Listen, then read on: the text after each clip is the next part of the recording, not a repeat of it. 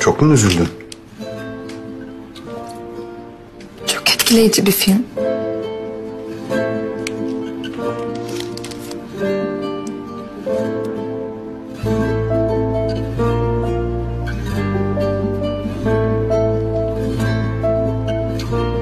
Sadece bir film de.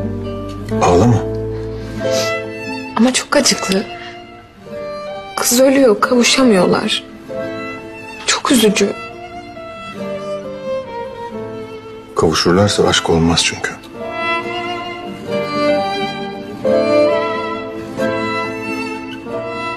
Sen de böyle mi düşünüyorsun? Kavuşursan aşk biter mi?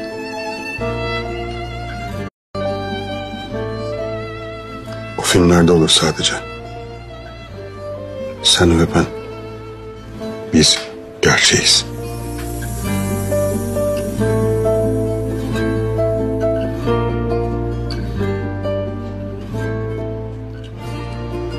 Evet.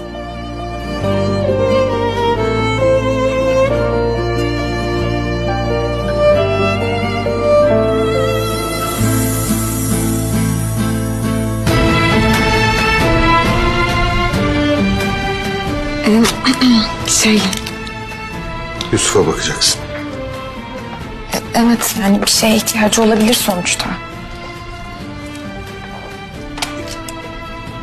Tamam. İhmal etme yeğenini. Buluşmaya geldiğin için çok sağ ol. Çok keyifliydi. Benim için de öyle. Çok teşekkür ederim.